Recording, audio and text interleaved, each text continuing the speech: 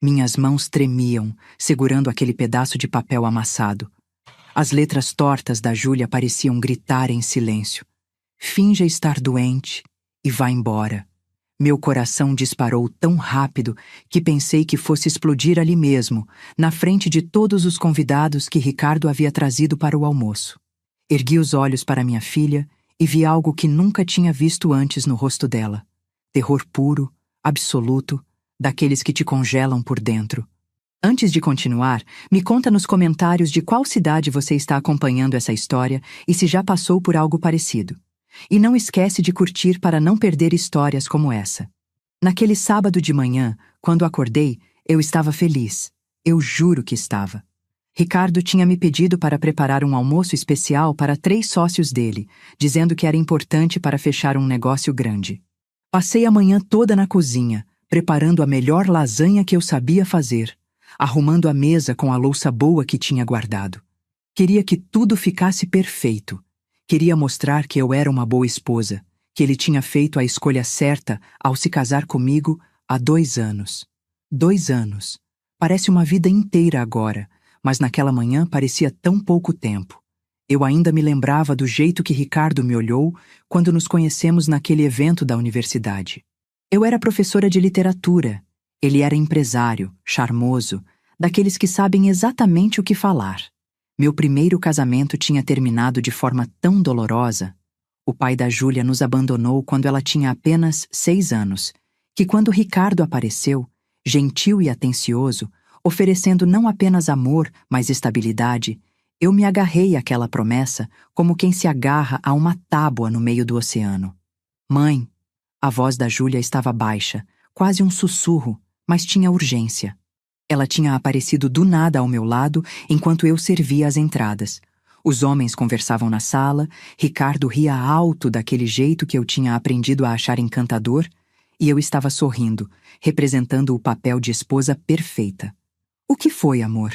perguntei, ainda sorrindo, sem entender a gravidade daquele momento. Sem entender que minha vida estava prestes a ser dividida em antes e depois daquele pedaço de papel. "Preciso te mostrar uma coisa. No meu quarto. Agora." Tinha algo no tom dela que me fez parar. A Júlia sempre foi uma menina quieta, observadora.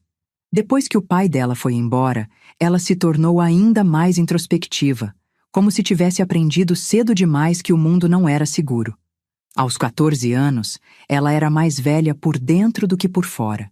Eu via isso no jeito que ela olhava para as coisas, como se estivesse sempre avaliando, medindo, procurando sinais de perigo. "Júlia, eu estou no meio do almoço. Por favor." Seus olhos estavam vidrados, brilhando com lágrimas contidas. "Por favor, mãe. É importante." Engoli seco. Olhei para a sala onde os homens conversavam sobre números e negócios. Ricardo me viu e acenou, dando aquele sorriso que eu achava que era só meu. Hoje eu sei que ele tinha vários desses sorrisos, um para cada ocasião, cada pessoa que ele precisava manipular. "Tá bom, só 1 minuto." Segui Júlia escada acima. Meu estômago estava embrulhado. Será que ela estava doente? Será que tinha acontecido algo na escola? Brigas de adolescente, primeiro amor, essas coisas que toda mãe teme e ao mesmo tempo acha que pode controlar. Eu não fazia ideia. Não fazia a menor ideia do abismo que estava prestes a se abrir debaixo dos meus pés. Ela fechou a porta do quarto e se encostou nela, como se estivesse bloqueando uma ameaça. Suas mãos tremiam quando pegou um caderno da mochila e arrancou uma folha. Começou a escrever, rápido, desesperado. Eu ia falar, ia perguntar por que diabos ela estava escrevendo ao invés de simplesmente falar, mas ela levantou a mão, pedindo silêncio. Quando ela virou o papel para mim, meu mundo parou. "Finja estar doente e vá embora." "Júlia, que brincadeira é essa?" Sussurrei, sentindo um frio subir pela espinha. Ela escreveu de novo, mais rápido. "Não é brincadeira. Ele vai te matar. Hoje. Confia em mim." Senti minhas pernas bambearem. Tive que me sentar na cama dela. Matar? Ricardo? O homem que me levava café na cama, que chamava minha filha de minha princesa, que tinha chorado quando me pediu em casamento, dizendo que eu tinha salvado a vida dele? Aquilo era loucura. Tinha que ser. Mas quando olhei nos olhos da Júlia, vi que ela estava absolutamente séria. Mais que séria, apavorada. Ela continuou escrevendo, as palavras saindo tortas, apressadas. Ontem à noite, ouvi ele no escritório. Estava ao telefone, falando sobre veneno no seu chá. Sobre fazer parecer ataque cardíaco. Sobre 5 milhões de reais de seguro. 5 milhões. O seguro de vida que Ricardo tinha insistido para eu fazer 6 meses atrás. É para nossa segurança, ele tinha dito. Para proteger você e a Júlia se algo acontecer comigo. Mas ele tinha feito questão que o valor fosse alto, muito alto, e que ele fosse o beneficiário. Confie em mim, amor. É procedimento padrão. E você? O que faria se descobrisse que a pessoa que dorme ao seu lado todas as noites estava planejando te matar?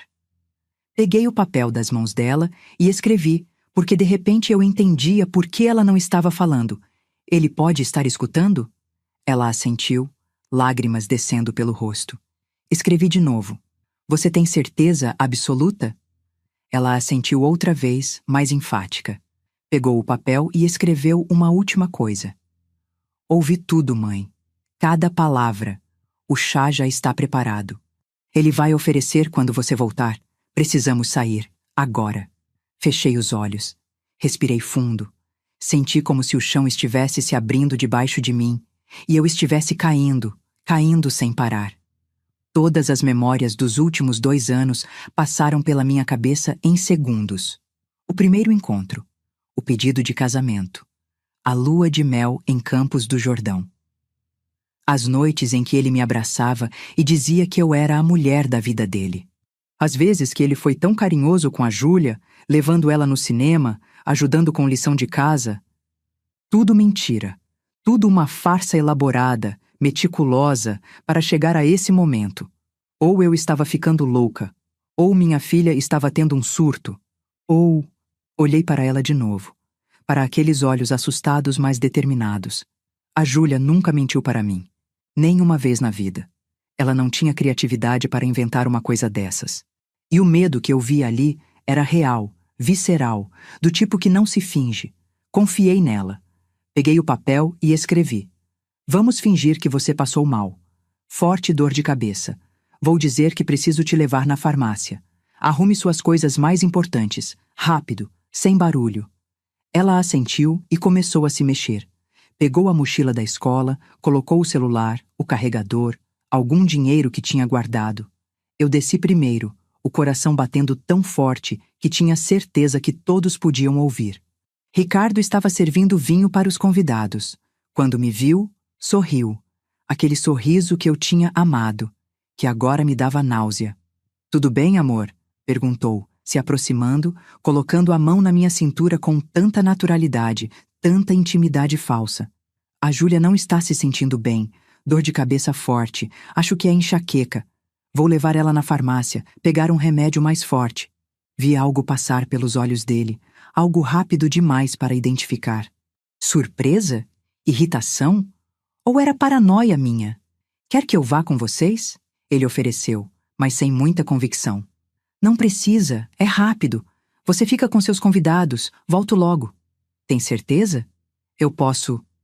Tenho. Fica tranquilo. Ele olhou para mim por um segundo, mais longo do que deveria. Será que ele suspeitava? Será que meu rosto estava transparecendo o pânico que eu sentia por dentro? Tá bom. Mas volta logo, sim? Queria que você tomasse um chá comigo depois que eles forem embora. Comprei aquele chá especial que você adora. Meu sangue congelou. Chá especial. Claro. Volto logo. Subi correndo. Peguei a Júlia, minha bolsa, as chaves do carro. Cada segundo parecia uma eternidade. Cada degrau da escada era uma montanha. Passamos pela sala novamente, eu segurando a Júlia pela cintura como se ela realmente estivesse passando mal. E saímos. Só quando entrei no carro, fechei a porta e liguei o motor é que comecei a tremer de verdade. As mãos mal conseguiam segurar o volante. Mãe. A voz da Júlia saiu rouca. Mãe, dirige. Por favor, dirige. Pisei no acelerador. Saímos do condomínio. Peguei a avenida principal. E só então, quando já estávamos a uns 3 quilômetros de casa, estacionei em um posto de gasolina vazio. Me conta tudo. Minha voz saiu mais dura do que eu pretendia. Tudo, Júlia. Desde o começo. Ela estava chorando agora, soluçando. Eu levantei para ir no banheiro ontem à noite, umas 2 da manhã. Vi luz acesa no escritório dele. Achei estranho porque você tinha dito que ele tinha ido dormir cedo. Fui até lá. A porta estava entreaberta. Ele estava no telefone. E o que você ouviu? Ele estava falando com alguém. Não sei quem, mas estava falando sobre você. Sobre como tudo estava indo conforme o plano. Que só faltava executar a última parte. Falou sobre o veneno que tinha comprado, sobre misturar no chá de ervas que você gosta, sobre o momento certo sendo durante o almoço de hoje, porque todo mundo acharia que foi ataque cardíaco por estresse. Minha respiração estava curta. Tem certeza que ouviu isso? Absoluta. Ele falou sobre o dinheiro do seguro, 5 milhões. Falou que com isso ia pagar todas as dívidas e ainda sobrava. Falou que tinha sido fácil te convencer a fazer o seguro, que você confiava nele completamente. Ele riu, mãe. Riu quando disse que você nunca desconfiou de nada. Senti uma bile subir pela garganta. Abri a porta do carro e vomitei. Vomitei o café da manhã. Vomitei 2 anos de mentiras. Vomitei a vida que eu pensava que tinha. A Júlia segurou meu cabelo, como eu fazia com ela quando ela era pequena e ficava doente. Quando parei, quando consegui respirar de novo, eu só conseguia repetir uma palavra. Por quê? Dinheiro. A voz dela estava amarga, velha demais para 14 anos.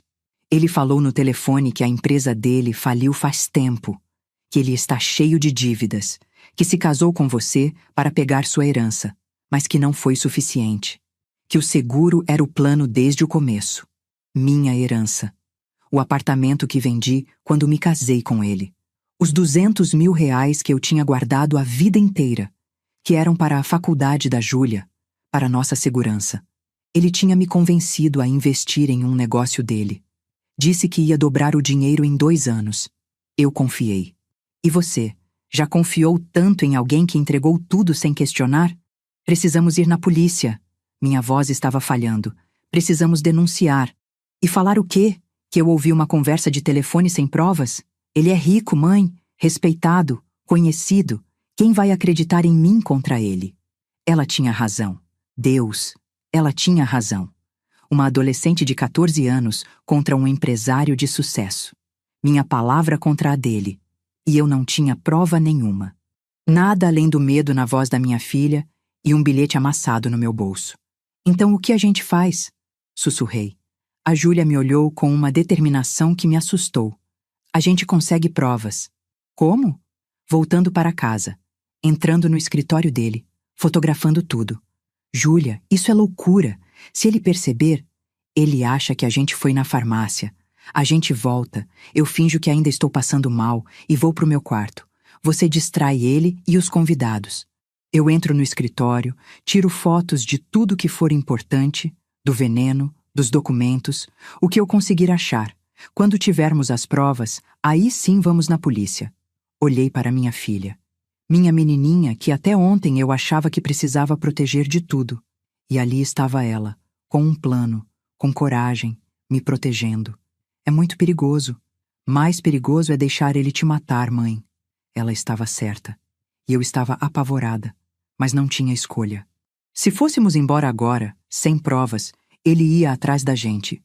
Ia usar toda a influência dele, todo o charme, ia convencer todo mundo que eu estava louca, que tinha sequestrado minha própria filha. Ele tinha 2 anos de construção de imagem perfeita. Eu tinha o quê? Um bilhete e uma história que parecia delírio. Precisávamos das provas. Tá bom. Respirei fundo, tentando parecer mais corajosa do que me sentia. Vamos fazer isso, mas com cuidado, muito cuidado. Voltamos para casa. Meu coração estava aos pulos. Quando entramos, Ricardo estava na porta, acenando para os convidados que estavam indo embora. Quando nos viu, franziu a testa. Já voltaram? Pensei que iam demorar mais. A farmácia estava fechada. Voltamos para pegar o remédio que eu tinha guardado aqui mesmo. Consegui manter a voz firme. Foi a melhor atuação da minha vida. A Júlia está melhor? Um pouco. Ela vai deitar. Acho que precisa de repouso. Ele olhou para a Júlia com uma expressão que eu não consegui decifrar. Preocupação? Dúvida? Ou eu estava começando a ver monstros onde antes via apenas meu marido? Então vai descansar, princesa. Depois a gente conversa. Júlia assentiu e subiu. Eu fiquei ali, ao lado desse homem que planejava me matar. E sorri. Sorri e disse que ia preparar um café, que ele devia estar cansado da reunião. Enquanto eu mexia o café na cozinha, as mãos tremendo, conseguia ouvir os passos dele pela casa. Passos pesados, determinados. Passos de quem estava prestes a cometer um assassinato.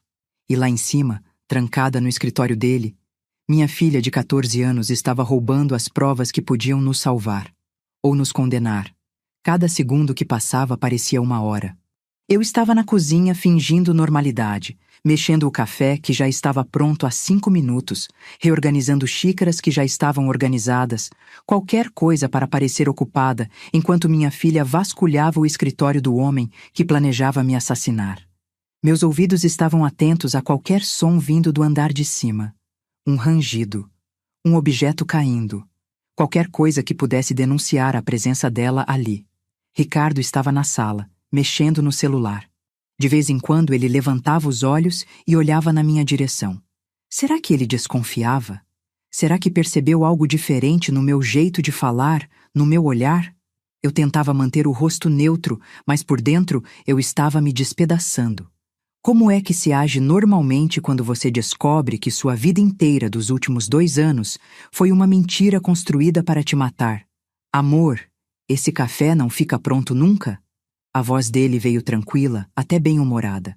Como se fosse um sábado normal. Como se daqui a pouco ele não fosse tentar me envenenar. Já está saindo. Minha voz tremeu um pouco. Tossi para disfarçar. Acho que estou pegando a gripe da Júlia. Ele se levantou e veio até a cozinha. Cada passo dele na minha direção fazia meu coração acelerar. Quando ele ficou atrás de mim, colocando as mãos nos meus ombros, precisei de toda a minha força para não gritar, não me afastar correndo, não mostrar o terror que eu sentia. Você parece tensa. Ele começou a massagear meus ombros. Aquelas mesmas mãos que tinham me acariciado tantas vezes. Aquelas mesmas mãos que iam segurar a xícara de chá envenenado e me oferecer com um sorriso. Está tudo bem? Só cansada. Foi uma manhã corrida com o almoço e agora a Júlia passando mal. Ela tem passado mal bastante ultimamente, não? Ele disse isso com um tom casual, mas havia algo ali. Uma insinuação. Um teste. Meu sangue gelou. Será que ele sabia? Será que tinha percebido que a Júlia andava diferente, observadora demais, desconfiada? É a idade. Adolescente, né? Hormônios, essas coisas. Ele continuou massageando, mas eu sentia a pressão aumentando, como se ele estivesse tentando me imobilizar. Ou talvez ela esteja inventando. Crianças fazem isso quando querem atenção. A Júlia não é de inventar doença. Todo mundo inventa quando convém. Sua voz tinha ficado mais fria. Todo mundo mente quando precisa. Eu me virei para encará-lo, tentando parecer confusa e não apavorada. Do que você está falando? Ele me olhou por um longo momento. Aqueles olhos que eu tinha achado tão lindos no dia que nos conhecemos. Castanhos, profundos. Agora, eles me pareciam vazios. Como olhar para um abismo. De nada. O sorriso voltou, rápido demais, artificial demais. Só estou dizendo que todo mundo tem seus segredos, suas mentiras pequenas. Faz parte de ser humano. Nesse momento, ouvimos um ruído vindo do andar de cima. Um baque surdo, como se algo tivesse caído. Ricardo parou de massagear meus ombros. O que foi isso? Deve ser a Júlia. Ela está no quarto dela, lembra? O barulho veio do corredor. Ele já estava se movendo em direção à escada, do lado do meu escritório. Meu coração parou. Ela deve ter ido no banheiro, mas ele já estava subindo, rápido, decidido. E eu atrás dele, meu cérebro trabalhando em velocidade máxima, tentando inventar alguma desculpa, alguma explicação. Quando chegamos no corredor do 2º andar, a porta do escritório dele estava fechada, como ele sempre deixava. Ele girou a maçaneta. Trancada por dentro. Júlia! Ele bateu na porta, a voz ainda controlada, mas eu podia sentir a tensão. Júlia, você está aí dentro? Silêncio. Júlia! Agora ele gritou, e foi a primeira vez que eu o vi perder a compostura. Ele socou a porta com força. Abre essa porta agora! Ricardo, calma, ela deve estar... Ela está no meu escritório. Ele se virou para mim, e o que eu vi ali me fez dar um passo para trás. A máscara tinha caído. Aquele não era mais o homem charmoso, gentil que me conquistou. Era outra pessoa. Ou talvez fosse a pessoa real que sempre esteve ali, escondida. O que diabos ela está fazendo no meu escritório? Antes que eu pudesse responder, a porta se abriu. Júlia estava ali, o rosto pálido mas determinado. Ela segurava o celular na mão. Passei mal. A porta do banheiro estava trancada.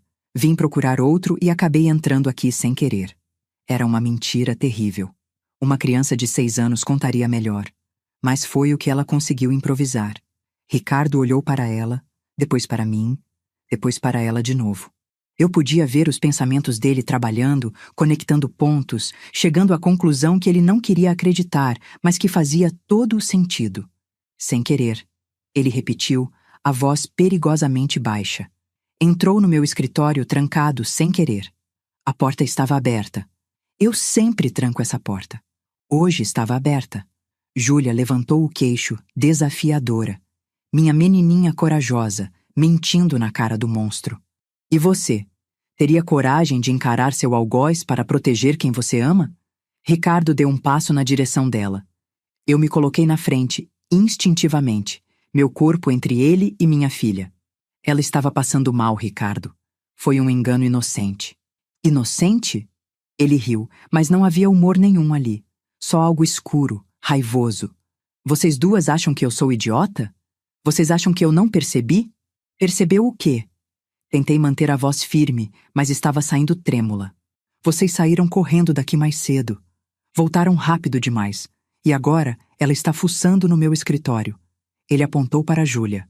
O que você viu? O que você ouviu? Eu não sei do que você está falando. A voz da Júlia era firme, mas eu via suas mãos tremendo. Mentirosa! Ele gritou tão alto que eu pulei. Sua mentirosa! Você ouviu, não foi? Ontem à noite. Eu vi luz acesa no corredor, mas quando fui ver você já tinha voltado para o quarto. Mas você ouviu. Ouviu! Não adiantava mais negar. Ele sabia. E se ele sabia... Júlia, vai para o seu quarto. Minha voz saiu mais firme do que eu esperava. Agora. Ninguém vai a lugar nenhum. Ricardo bloqueou a passagem. Ele era maior que nós duas, mais forte. E pelos olhos dele, eu sabia que ele tinha cruzado alguma linha interna. O plano cuidadoso tinha desmoronado, e agora ele estava improvisando. E homens desesperados são perigosos. Nós vamos ter uma conversinha, os três. Sai da frente, Ricardo. Oh, o quê? Você vai gritar? Vai chamar a polícia? Ele sorriu, mas era um sorriso terrível. E dizer o que exatamente? Que seu marido amoroso te ofereceu um chá? Que você planejou me matar pelo dinheiro do seguro? As palavras saíram da minha boca antes que eu pudesse pensar. Estava tudo exposto agora, sem volta. Ele ficou muito quieto, o tipo de quietude que vem antes de uma tempestade. Provas, ele sussurrou. Vocês têm provas de alguma coisa? Júlia apertou o celular contra o peito. Naquele momento, eu soube que sim. Ela tinha conseguido. Tinha fotografado algo. E Ricardo também sabia. Me dá esse celular. Ele estendeu a mão. Não. Me dá esse celular agora. Ele deu um passo à frente, e eu vi na cara dele que ele ia pegar o telefone à força se fosse preciso. Corre, Júlia! Eu me joguei nele. Literalmente me joguei, usando meu corpo como barreira, agarrando seus braços, tentando dar tempo para minha filha fugir. Ele era mais forte, muito mais forte, mas a surpresa jogou a favor. Ele cambaleou para trás. Seu celular também! Ele gritou atrás de mim, mas Júlia já estava correndo para o quarto dela. Eu ouvi a porta bater e a tranca girar. Ricardo me empurrou com força. Caí no chão do corredor, batendo o ombro com força na parede. Dor, aguda, queimando, mas não tinha tempo para sentir dor. Ele foi até a porta do quarto da Júlia e começou a chutar. Abre essa porta! Abre agora, ou eu derrubo essa merda! Eu me levantei, cambaleando. Corri até ele, tentei puxar ele para longe, mas ele me deu um tapa que me jogou de novo no chão. Meu rosto ardeu. Senti gosto de sangue na boca. Ricardo, para! Para, por favor! Mas ele não parava. Continuava chutando a porta. A madeira estava começando a rachar. Mais alguns chutes e ele conseguiria entrar. Mãe! A voz de Júlia veio de dentro do quarto, apavorada. Levantei de novo. Não sei de onde tirei forças, mas levantei. Me joguei nas costas dele, agarrei seu pescoço, fiz qualquer coisa para distraí-lo, para dar tempo. Ele me pegou pelo braço e me arremessou. Literalmente me arremessou contra a parede. Minha cabeça bateu. Pontos pretos dançaram na minha visão. Quando consegui focar de novo, ele tinha chutado a porta uma última vez e ela tinha cedido. Ele entrou no quarto da Júlia. Arrastei meu corpo dolorido até a porta. Dentro, Júlia estava encurralada perto da janela, o celular ainda na mão. Me dá o telefone e ninguém sai machucado.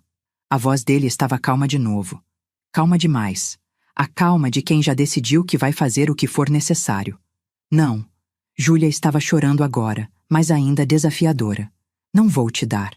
Júlia, não seja burra. Você é uma criança. Não entende o que está acontecendo aqui. Me dá o telefone e a gente esquece tudo isso.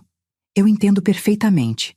Você casou com a minha mãe por dinheiro, roubou a gente e agora quer matar ela. Ninguém vai matar ninguém. Foi um mal-entendido. Eu estava fazendo um teste de fidelidade. Queria ver se vocês confiavam em mim. A mentira era tão absurda que eu quase ri.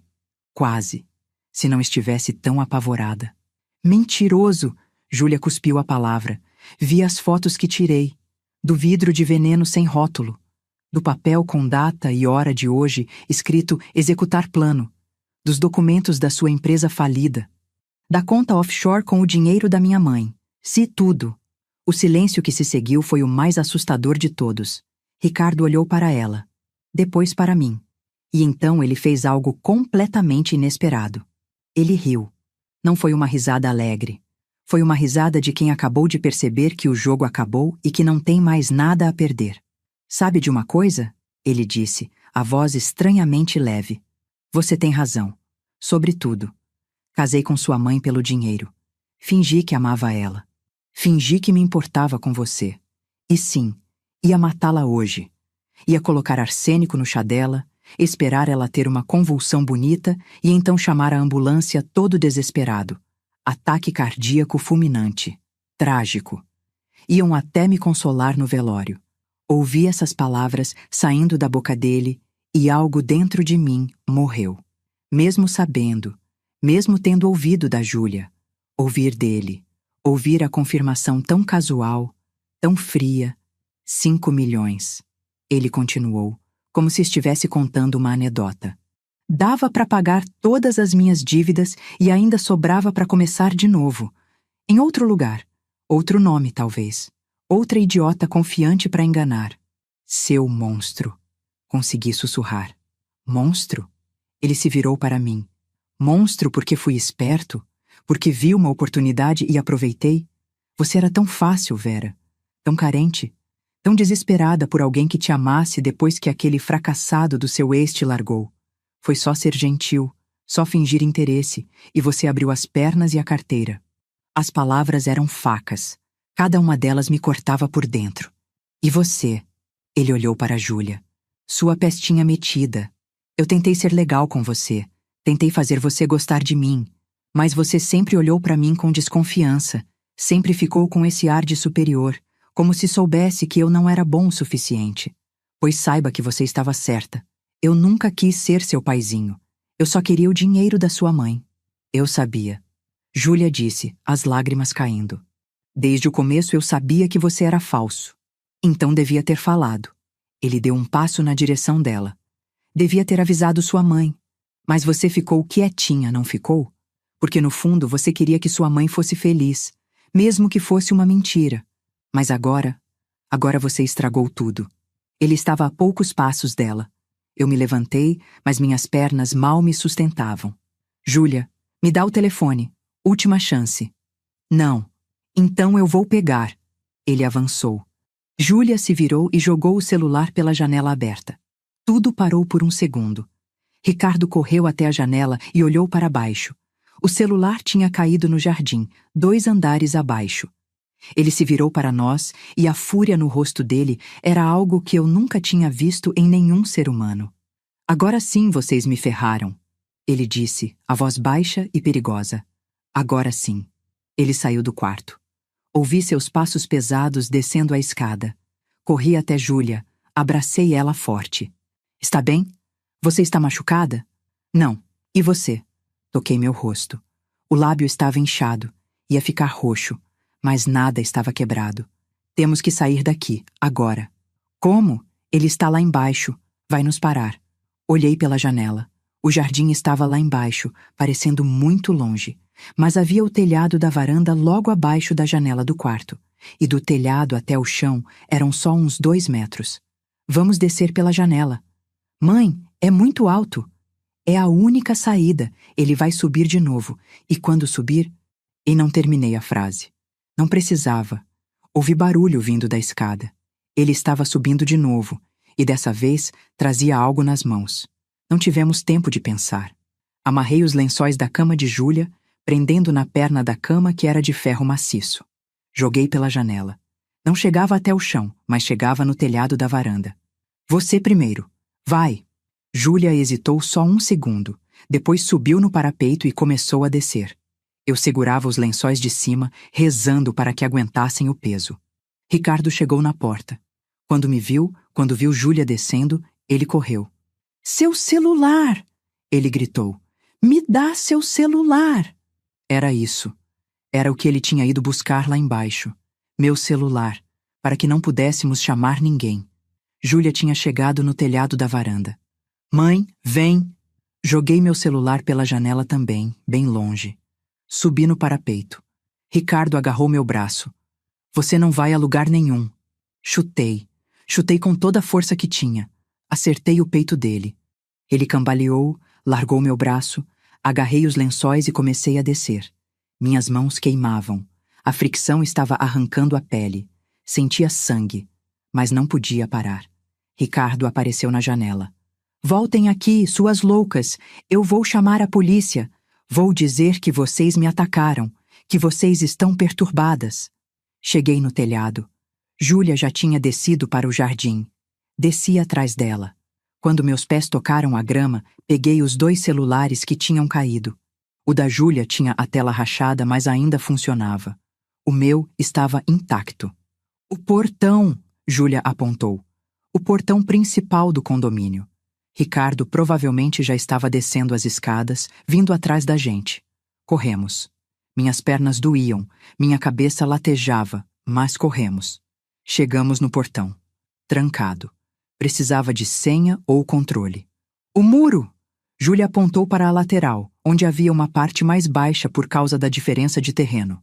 Escalamos. Arranquei a unha no concreto. Não senti. Passamos para o outro lado e caímos na calçada. Olhei para trás e vi Ricardo saindo da casa, correndo na nossa direção. Um táxi passava. Acenei desesperada. Ele parou. Por favor, nos leve. É urgente. Entramos. Dirige agora. O taxista olhou para nós, assustado. 2 mulheres sujas, machucadas, desesperadas. Mas ele dirigiu. E enquanto nos afastávamos, eu olhei para trás e vi Ricardo parado no meio da rua, nos encarando. Até desaparecermos na curva. Júlia estava tremendo ao meu lado. Abracei ela forte. Conseguimos, sussurrei. A gente conseguiu. Mas no fundo eu sabia que aquilo estava longe de terminar. Fernanda chegou em menos de meia hora. Eu a vi de longe, caminhando rápido pela praça de alimentação, o blazer impecável, a pasta de couro debaixo do braço, os olhos vasculhando a multidão até nos encontrar. Quando ela me viu, seu rosto mudou. Não era pena, era raiva. Raiva pura. Meu Deus, Vera. Ela se sentou ao nosso lado, pegou minhas mãos. Elas estavam queimadas, em carne viva por causa da corda de lençóis. O que esse desgraçado fez com vocês? Contei tudo, cada detalhe. O bilhete da Júlia, O plano de envenenamento, a fuga pela janela, as ameaças. Fernanda ouvia em silêncio, mas eu via sua mandíbula ficando cada vez mais tensa, as mãos apertando a caneta que ela segurava. Me mostra as fotos. Ela pediu para Júlia. Minha filha desbloqueou o celular e passou para ela. Fernanda ampliou cada imagem, estudando os detalhes com olhos de quem já tinha visto muita maldade na vida, mas ainda conseguia se chocar. Isso aqui, ela apontou para o frasco de vidro escuro. Esse é o veneno? Foi o que eu encontrei no escritório dele. Júlia respondeu, a voz trêmula. Estava escondido atrás de uns livros na prateleira alta, sem rótulo, sem nada. E esses documentos? Fernanda continuou passando as fotos. Contas offshore, transferências. Vera, você sabia de alguma coisa disso? Balancei a cabeça, sentindo as lágrimas queimarem meus olhos de novo. Nada. Ele sempre cuidou do dinheiro. Dizia que eu não precisava me preocupar com essas coisas. Que ele estava investindo meu dinheiro da herança em negócios seguros. Eu confiei. Ele te roubou sistematicamente. Fernanda falou baixo, mas com uma dureza que me fez estremecer. E quando o dinheiro acabou, decidiu que você valia mais morta do que viva.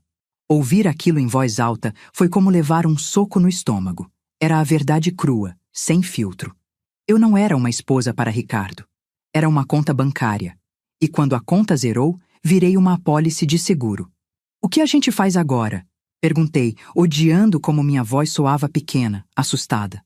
Agora a gente vai à delegacia, antes que ele termine de plantar a versão dele. Fernanda guardou a pasta e se levantou.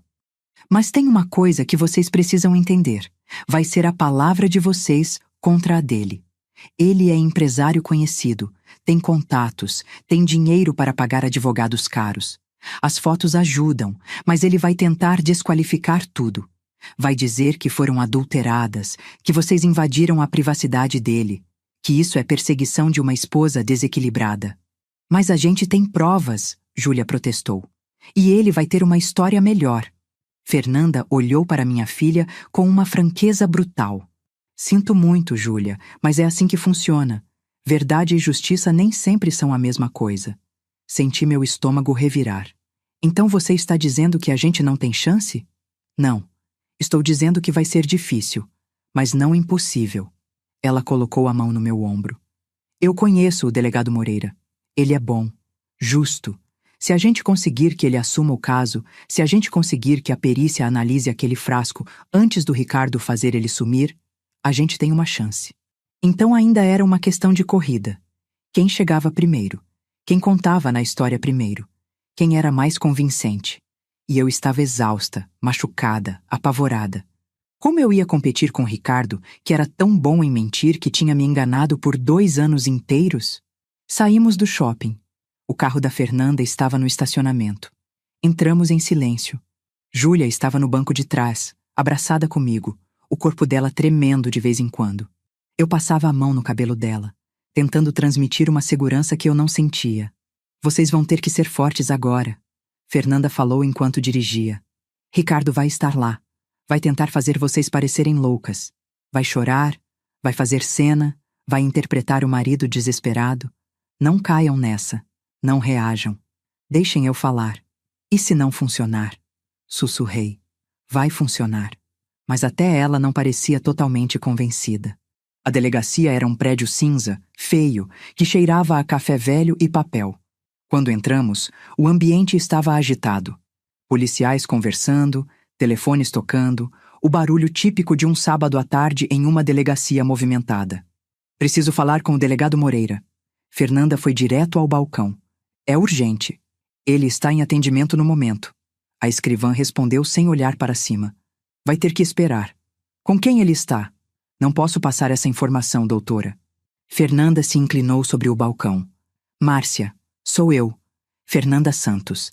A pessoa que está com ele agora é um homem chamado Ricardo Mendes? A escrivã finalmente olhou para cima.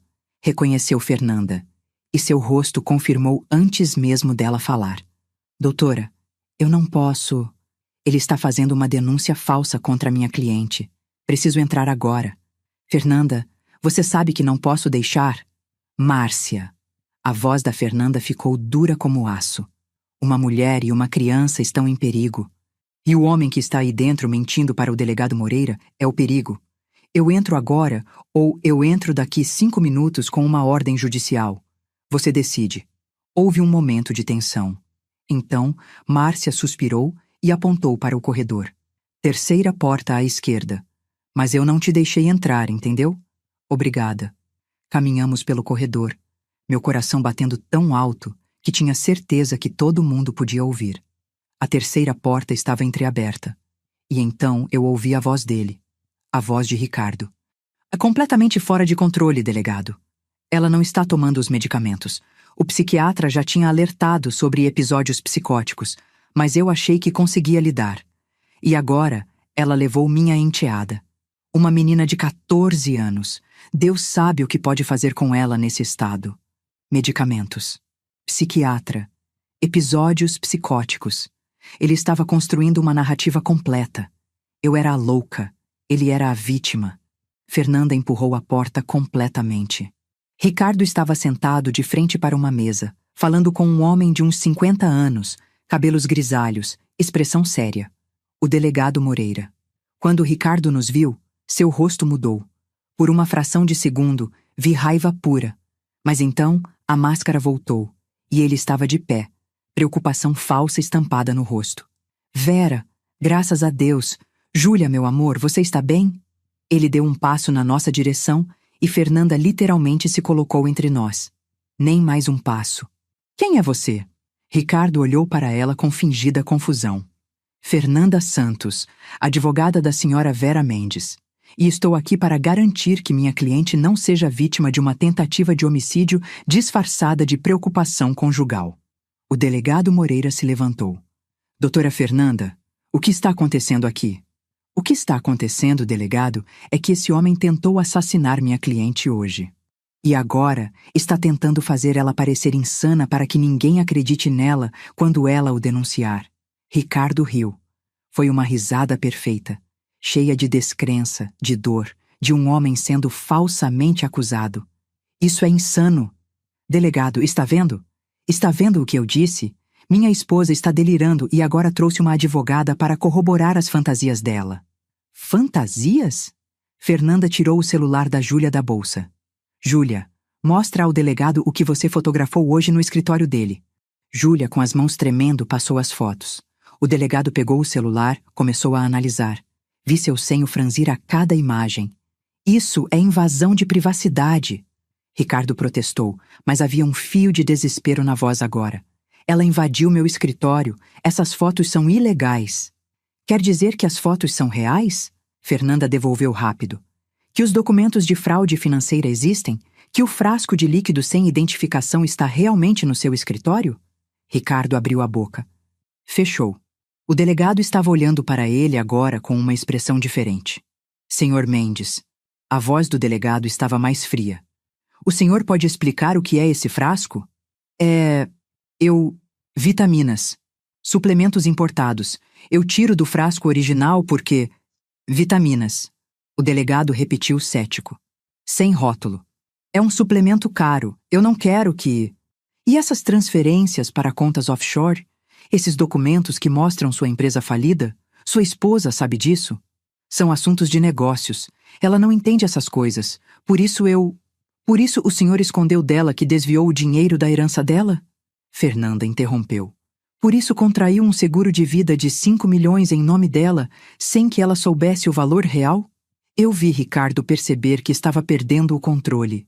Vi o pânico começar a rachar sua fachada perfeita. Delegado, isso é um absurdo. É uma armação.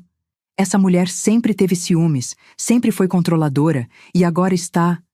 Mentira! A voz saiu de mim antes que eu pudesse conter.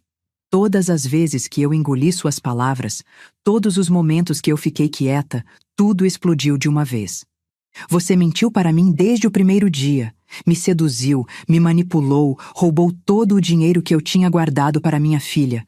E quando não foi suficiente, quando você afundou em dívidas, decidiu que eu valia mais morta.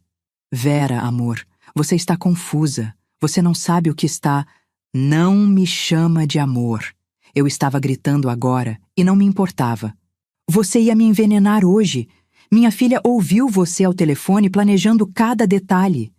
Uma adolescente confusa ouviu metade de uma conversa e interpretou errado.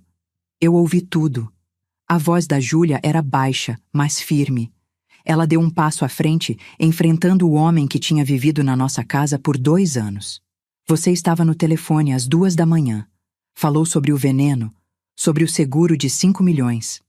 Você disse que foi fácil me convencer a fazer o seguro alto, que eu confiava em você completamente, e você riu quando disse isso. O silêncio que seguiu foi absoluto. Ricardo olhou para Júlia com um ódio que fez meu sangue gelar. Ali estava o homem real, não o marido charmoso, não o padrasto atencioso, o sociopata frio, calculista, que via pessoas como peças de xadrez. Você, ele começou, a voz baixa e perigosa. Você é uma mentirosa, uma pirralha mimada que nunca me aceitou como pai. Está tentando me destruir porque tem ciúmes da atenção que eu dou para sua mãe. Júlia não é mentirosa. Falei, colocando minhas mãos nos ombros dela. E você nunca foi pai dela. Você só representou esse papel enquanto precisava manter a farsa. Senhor Mendes. O delegado Moreira colocou o celular na mesa. Vou precisar que o senhor permaneça aqui enquanto envio uma equipe para recolher esse frasco. E vou precisar de acesso aos documentos financeiros que aparecem nessas fotos. Vocês não podem simplesmente invadir minha casa. Eu tenho direitos. O senhor tem direitos, o delegado concordou. E também tem obrigações, especialmente quando há indícios de tentativa de homicídio. Indícios? Isso são fotos tiradas ilegalmente por uma criança influenciada por uma mãe paranoica. Então o senhor não se importaria se nosso perito analisar o conteúdo desse frasco? Fernanda perguntou docemente. Se forem mesmo vitaminas, isso vai provar sua inocência imediatamente. Vi o momento exato em que Ricardo entendeu que estava encurralado. Se ele deixasse analisarem, ia provar que era veneno. Se ele se recusasse, ia parecer culpado. E se ele tentasse destruir as provas agora, ia ser tarde demais. A polícia já estava a caminho.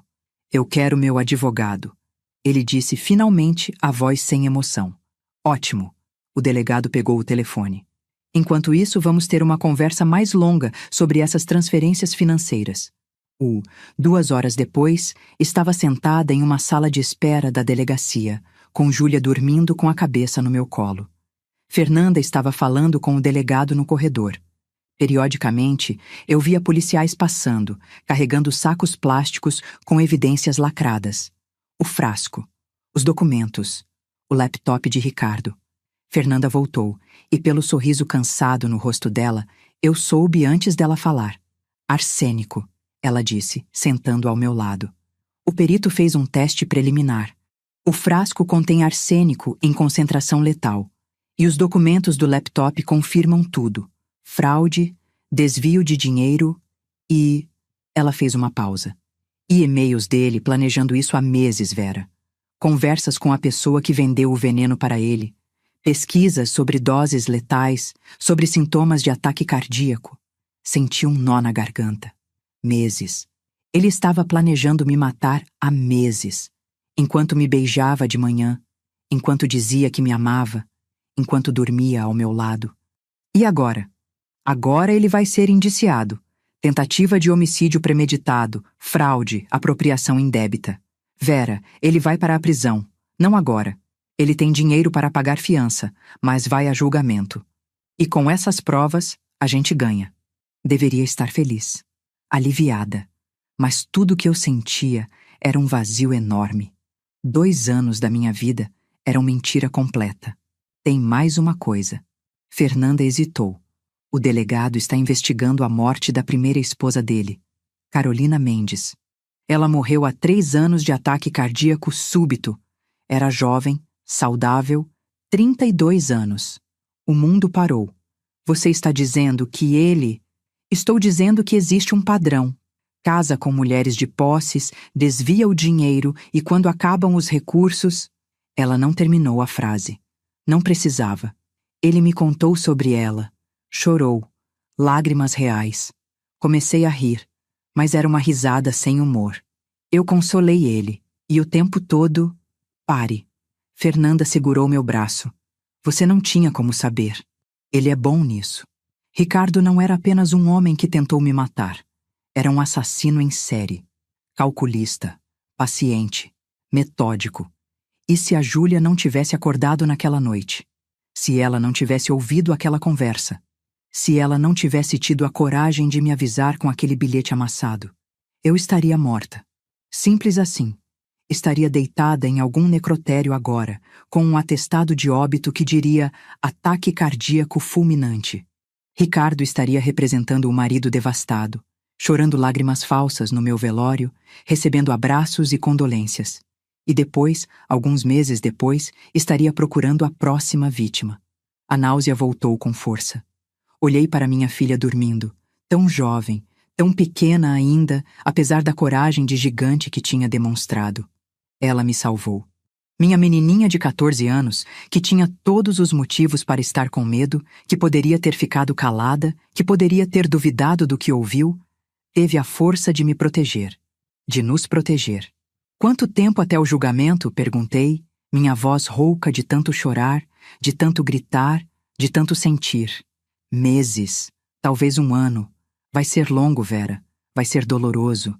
Ele vai tentar te destruir no tribunal. Vai expor tudo da sua vida. Vai contratar investigadores para procurar qualquer coisa que possa usar contra você. Vai tentar provar que você é instável, que inventou tudo, que manipulou a Júlia. Vai ser... Fernanda parou, olhando para mim com uma honestidade brutal que eu apreciei mais do que qualquer palavra de consolo. Vai ser o inferno. Eu sei. Minha voz saiu firme, mais firme do que eu achava que conseguiria. Mas a gente vai sobreviver, porque a gente já sobreviveu ao pior. Já sobrevivemos a ele. Já sobrevivemos ao dia em que ele planejou nos matar. Se a gente conseguiu sobreviver a isso, consegue sobreviver a um julgamento. Fernanda sorriu, e havia orgulho naquele sorriso. Sim, vocês já sobreviveram, e vão continuar sobrevivendo. Eu vou garantir isso. Fiquei mais 2 horas na delegacia. Dei meu depoimento completo ao delegado Moreira. Cada detalhe, desde o primeiro encontro com Ricardo até o momento em que pulei pela janela do quarto da Júlia. Ele gravou tudo, fez perguntas, anotou, pediu para eu repetir algumas partes. Foi exaustivo, foi doloroso, mas também foi libertador, de alguma forma estranha. Pela primeira vez, eu estava contando minha história. Não a versão que Ricardo tinha construído, a esposa feliz do empresário bem-sucedido, mas a verdade. A mulher que foi enganada, manipulada, roubada e quase assassinada. E estava sendo ouvida, acreditada. Uma última coisa, Sra. Vera. O delegado disse quando estávamos terminando. Você está com medo dele? Pensei na pergunta. Realmente pensei. Estou, mas não do jeito que estava antes. Antes eu tinha medo sem saber por quê. Tinha aquele frio na espinha quando ele chegava em casa, aquele aperto no estômago quando ele me olhava de um jeito estranho. Mas eu ignorava porque achava que era paranoia minha. Agora eu sei que era instinto. Meu corpo sabia que ele era perigoso antes da minha cabeça aceitar. Agora, o medo é diferente. É consciente. É racional. E de alguma forma, isso me dá mais controle. Ele assentiu, como se entendesse perfeitamente. Vou pedir uma medida protetiva para você e para a Júlia. Ele não vai poder se aproximar de vocês. Se tentar entrar em contato, vai para a prisão imediatamente. Entendeu? Entendi. E Sra. Vera? Ele me olhou com uma gentileza surpreendente para um homem que provavelmente via tragédias todos os dias. Você fez a coisa certa, ao confiar na sua filha, ao vir aqui. Muitas mulheres não têm essa chance. Você teve e aproveitou. Isso conta para alguma coisa. Senti as lágrimas queimarem meus olhos de novo. Obrigada. Quando saímos da delegacia, já era noite. A cidade estava iluminada, viva, indiferente ao drama que tinha se desenrolado dentro daquelas paredes cinzas. Júlia acordou no carro, confusa, desorientada. Acabou, mãe? Ela perguntou com voz sonolenta. Olhei para ela, para seus olhos ainda assustados, mas esperançosos. Acabou, meu amor. Estamos seguras agora. E pela primeira vez naquele dia interminável, eu acreditei nas minhas próprias palavras. 1 ano. foi quanto tempo levou até o julgamento de Ricardo Mendes começar. Um ano inteiro de espera, de audiências preliminares, de depoimentos intermináveis, de advogados tentando adiar, de perícias sendo questionadas, de cada detalhe da minha vida sendo exposto e dissecado como se eu fosse a criminosa. Teve dias que eu achei que não ia aguentar. Dias que acordava e não conseguia sair da cama. Dias que olhava para a Júlia e me perguntava se ter sobrevivido tinha valido a pena, se não teria sido mais fácil simplesmente não saber. Viver na ignorância até o fim. Mas aí eu lembrava. Lembrava do bilhete amassado, das mãos queimadas da minha filha quando descemos pela janela, do medo nos olhos dela. E eu sabia que sim, tinha valido a pena, porque a gente estava viva. E viva, a gente podia reconstruir. A terapia ajudou. Fernanda insistiu que eu e Júlia fizéssemos. No começo eu resisti. Achei que era besteira, que eu era forte o suficiente para lidar sozinha, que terapia era para gente fraca, para gente que não conseguia se virar.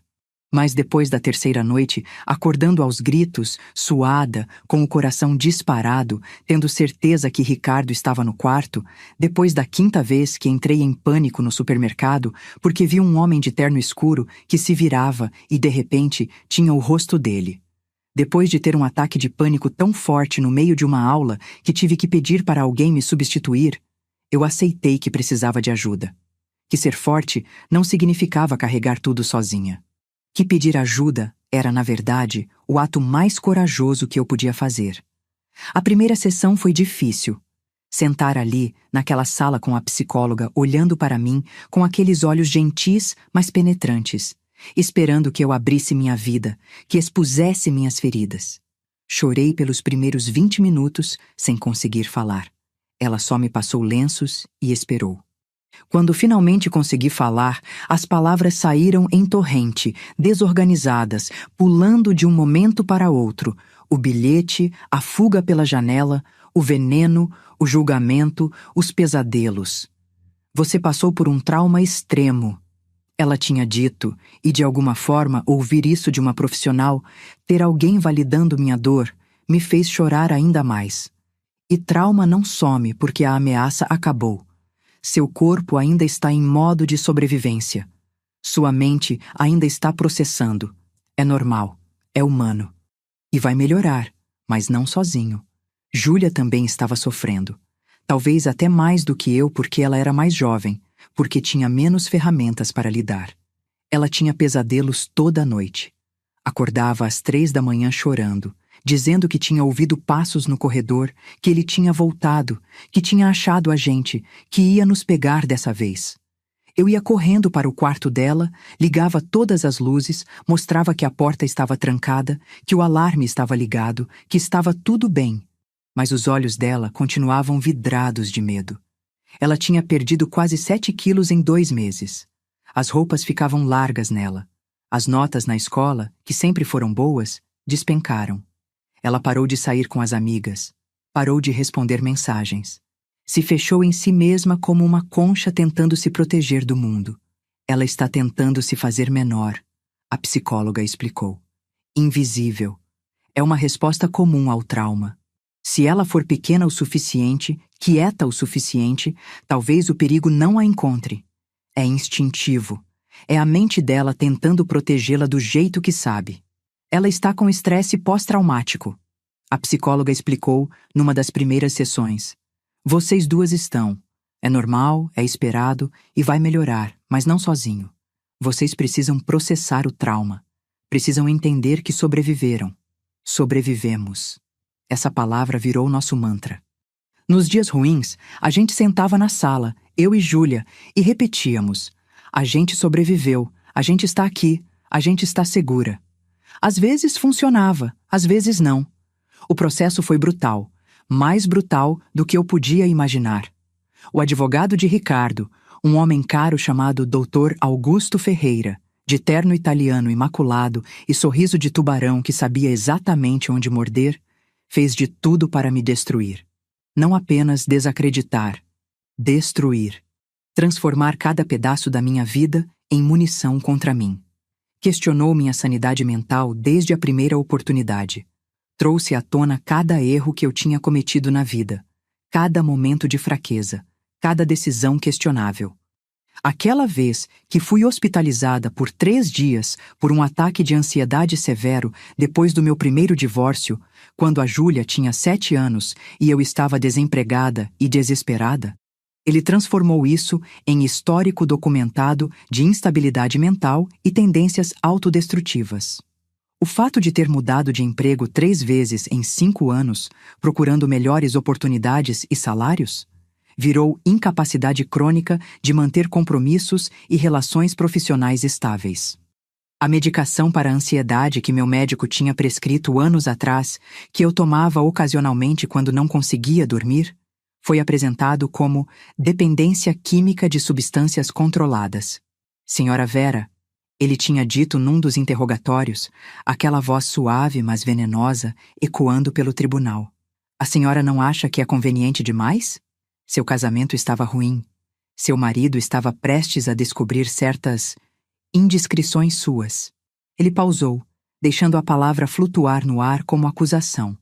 E de repente sua filha adolescente, que nunca aceitou o padrasto, ouve uma conversa que justificaria não apenas o divórcio, mas a destruição completa da reputação dele? Não foi assim. Eu tinha protestado, mas ele continuou como se eu não tivesse falado. Uma conversa às 2 da manhã, que por acaso continha cada detalhe necessário para incriminá-lo. Que por acaso foi ouvida por uma menina que tinha todos os motivos para querer se livrar do padrasto. A senhora não acha isso suspeito? Cada palavra era uma facada. Cada insinuação era veneno derramado na minha reputação. E o pior era ver o júri anotando, franzindo senhos, começando a duvidar. Eles tentaram pintar um retrato de uma mulher desequilibrada que tinha inventado uma fantasia elaborada porque não conseguia aceitar que seu casamento estava fracassando. Que tinha manipulado psicologicamente a própria filha, uma criança vulnerável, para acreditar em mentiras e validar suas paranoias. Que as fotos eram falsificadas. Qualquer criança com um smartphone consegue manipular imagens hoje em dia, meritíssimo. Que o veneno era para ratos. Ricardo tinha encontrado uma infestação séria no porão e estava lidando com o problema discretamente para não alarmar a esposa, que já estava emocionalmente frágil. E você, conseguiria ficar em pé enquanto estranhos destroem sua vida inteira na frente de uma sala cheia de pessoas? Teve momentos que eu quase desmoronei. Teve um dia, durante um depoimento particularmente cruel, onde o advogado dele me fez relembrar cada momento íntimo do meu casamento. Cada vez que eu tinha sido feliz com Ricardo, tentando provar que eu tinha inventado tudo, que eu corri para o banheiro e vomitei. Fernanda me encontrou no chão, chorando, dizendo que não conseguia continuar. Você consegue. Ela tinha segurado meu rosto com as 2 mãos, me forçando a olhar nos olhos dela. Você já fez a parte mais difícil. Você sobreviveu a ele tentando te matar. Isso aqui? Isso é só teatro. Palavras. E palavras não podem te matar. Não de verdade. Mas palavras machucam. Machucam muito. Principalmente quando são ditas na frente da sua filha, na frente de estranhos, na frente de um júri que vai decidir se você está dizendo a verdade ou se é só uma mulher louca procurando atenção. O momento decisivo do julgamento veio na 3ª semana. A perícia sobre o caso de Carolina Mendes, a primeira esposa de Ricardo, foi concluída. E o laudo foi devastador para ele. Exumaram o corpo dela. Encontraram arsênico nos ossos, nas unhas, no cabelo. A mesma substância que estava no frasco do escritório de Ricardo. A mesma substância que ele tinha planejado usar em mim. Carolina Mendes não tinha morrido de ataque cardíaco natural. Tinha sido envenenada. Lentamente. Metodicamente. Ao longo de semanas, talvez meses, Ricardo tinha matado a primeira esposa dele exatamente do mesmo jeito que planejava me matar. Quando o promotor apresentou o laudo, vi o rosto de Ricardo mudar. Pela primeira vez, desde que tudo tinha começado, vi medo real nos olhos dele. Medo de ser pego, medo de perder o controle da narrativa, medo de que a verdade fosse finalmente mais forte que suas mentiras. Não, ele tinha sussurrado, mas o microfone pegou. Não, isso não é possível. Isso foi... Eles plantaram isso. É mentira. Senhor Mendes, o juiz tinha falado com voz dura. O senhor terá a oportunidade de se defender. Por ora, contenha-se. Mas Ricardo não se conteve. Ele começou a falar, rápido, desesperado, dizendo que era uma armação, que a Vera tinha planejado tudo, que ela tinha envenenado Carolina de alguma forma, mesmo eles nunca tendo se conhecido, que era uma conspiração. E foi ali, naquele momento de desespero, que a máscara dele finalmente caiu completamente. O júri viu. O juiz viu. Todos na sala viram. Não era mais o empresário charmoso e respeitado. Era um homem encurralado, mentindo freneticamente, tentando salvar a própria pele. O veredito veio 2 semanas depois de um julgamento que pareceu durar uma vida inteira. Cada dia no tribunal era uma tortura. Cada testemunha que o advogado de Ricardo trazia para falar bem dele, colegas de trabalho que o adoravam, vizinhos que achavam ele um cavalheiro, o gerente do banco que confirmava que ele sempre foi responsável e honesto, era mais uma pedra no meu estômago. Júlia estava segurando minha mão tão forte naquele dia final que meus dedos estavam dormentes, brancos, mas eu não pedi para ela soltar. Precisávamos uma da outra. Fernanda estava do outro lado, rígida como pedra, a mandíbula tensa, os olhos fixos no júri, como se pudesse convencê-los só com a força da vontade. O silêncio, quando a jurada-chefe se levantou, foi absoluto. Consegui ouvir meu próprio coração batendo. Consegui ouvir a respiração rápida da Júlia. Consegui ouvir Ricardo murmurando alguma coisa para o advogado dele, provavelmente confiante de que ia sair livre. Nós, o júri, no caso do Estado versus Ricardo Mendes, consideramos o réu culpado de tentativa de homicídio qualificado em 1º grau. Meu mundo parou. Recomeçou. Parou de novo. A voz da jurada-chefe continuou, mas parecia vir de muito longe, através de água. Culpado de homicídio qualificado em 1º grau pela morte de Carolina Mendes, culpado de fraude financeira em múltiplas instâncias, culpado de apropriação indébita, culpado de falsidade ideológica, culpado de falsificação de documentos, culpado, culpado, culpado. Cada palavra era uma libertação. Cada palavra era uma validação que eu não sabia que precisava tanto. Cada palavra era a confirmação de que eu não estava louca, de que não tinha inventado nada, de que tinha acontecido de verdade. A verdade tinha vencido. Finalmente, impossível, mas verdadeiramente, a verdade tinha vencido. Ouvi Júlia soluçar ao meu lado. Olhei para ela e vi lágrimas escorrendo pelo rosto, mas ela estava sorrindo. Sorrindo e chorando ao mesmo tempo. Abracei minha filha ali, no meio do tribunal, enquanto Ricardo era algemado e levado embora gritando que era inocente, que isso era um erro, que iam pagar por isso. Mas suas palavras não tinham mais poder. Não sobre mim, não sobre a Júlia, não sobre ninguém. A sentença veio 1 mês depois. 35 anos de prisão, sem possibilidade de liberdade condicional, antes de cumprir pelo menos 25. Ricardo Mendes, que aos 43 anos achava que tinha a vida toda pela frente, ia morrer na cadeia. Senti alívio, mas também senti vazio. Como se tivesse passado tanto tempo lutando, sobrevivendo, me provando, que agora que tinha acabado, eu não soubesse mais o que fazer. Quem eu era sem essa batalha? Quem eu era além de vítima e sobrevivente? Você é Vera, Júlia tinha dito naquela noite quando confessei meus sentimentos para ela. Você é minha mãe, é professora, é forte, é corajosa. É todas essas coisas, e nenhuma delas tem a ver com ele. Ele não te define. Nunca definiu. Lágrimas desceram pelo meu rosto. Quando minha filha tinha crescido tanto? Quando ela tinha se tornado tão sábia? Eu te amo tanto, sussurrei, abraçando ela. Você me salvou, de verdade. Se não fosse por você, a gente salvou uma a outra, mãe. Ela repetiu as mesmas palavras que tinha dito naquele dia no táxi, há mais de 1 ano. Sempre foi nós duas, sempre vai ser. Os meses seguintes foram de reconstrução. Lenta, dolorosa, mas constante. Voltei a dar aulas na universidade. Os colegas me receberam com apoio, com compreensão. Alguns me evitavam. Acho que não sabiam o que dizer, mas a maioria foi gentil. Júlia voltou a sair com as amigas. As notas melhoraram. Os pesadelos diminuíram. Ela até começou a namorar um menino da escola. Um garoto tímido de óculos que a tratava com uma delicadeza que me fazia chorar de alívio. Vendemos a casa.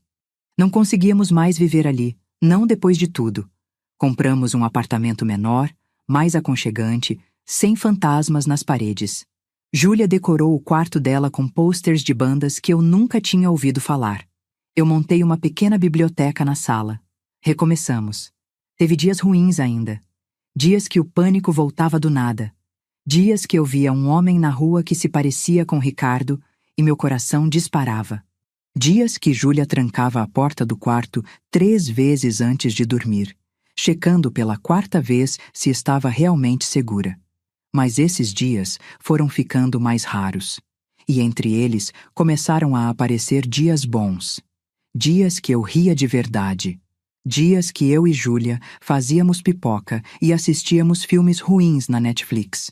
Dias normais, comuns, entediantes até.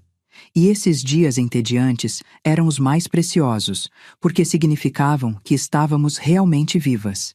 Não apenas sobrevivendo, vivendo. 1 ano e meio depois do julgamento, Fernanda me ligou. Vera, tem uma coisa que você precisa saber. Meu estômago se apertou. O quê? Ricardo tentou apelar da sentença. O recurso foi negado. Acabou. Oficialmente. Não tem mais nada que ele possa fazer. Ele vai ficar na prisão pelos próximos 25 anos, no mínimo. Sentei devagar. Respirei fundo. E pela primeira vez em quase 2 anos, senti que podia realmente soltar o ar que estava prendendo. Obrigada, Fer. Por tudo. Você salvou nossas vidas. Não. Sua voz estava emocionada. Vocês salvaram as próprias vidas. Eu só ajudei a garantir que a justiça fosse feita. Desliguei o telefone e olhei pela janela. Júlia estava no quarto estudando, os fones de ouvido gigantes na cabeça, cantarolando baixinho uma música que eu não conhecia. A vida normal de uma adolescente de 15 anos. Normal. Essa palavra nunca foi tão bonita. Ainda tenho cicatrizes. Júlia também tem. Cicatrizes que ninguém vê, mas que a gente carrega. Tem noites que acordo e preciso ir até o quarto dela só para ver ela dormindo, para me certificar de que está segura, de que é real, de que a gente realmente escapou. Tem dias que olho no espelho e vejo uma mulher diferente da que eu era antes, mais velha, mais cansada, mas também mais forte, mais consciente, mais viva, ironicamente, do que eu era quando estava casada com um homem que planejava me matar. Aprendi coisas. Aprendi a confiar nos meus instintos. Aprendi que amor não dói. O que dói é manipulação disfarçada de amor. Aprendi que minha filha é a pessoa mais corajosa que eu conheço. Aprendi que sobreviver não é o fim da história, é o começo de uma nova. E aprendi que às vezes salvação vem na forma de um bilhete amassado, escrito com letra trêmula. Finja que está doente e vá embora. 10 palavras. Foi só isso que Júlia precisou escrever para mudar tudo, para nos dar uma chance, para provar que amor verdadeiro não é sobre grandes gestos românticos ou promessas bonitas.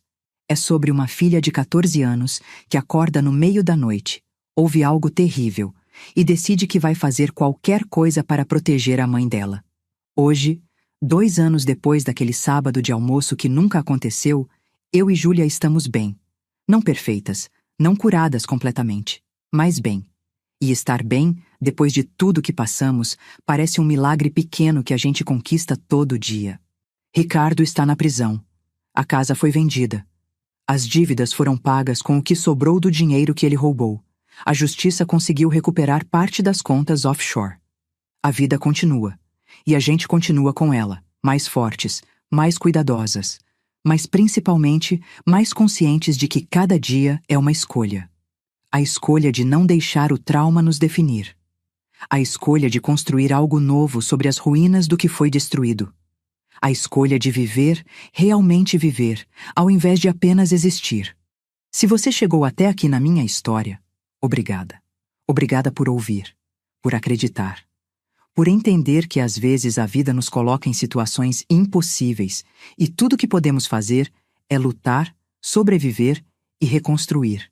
E se você está passando por algo parecido, se tem uma voz pequena dentro de você dizendo que algo está errado, que alguém não é quem diz ser, que você está em perigo, por favor, escute essa voz. Confie nos seus instintos.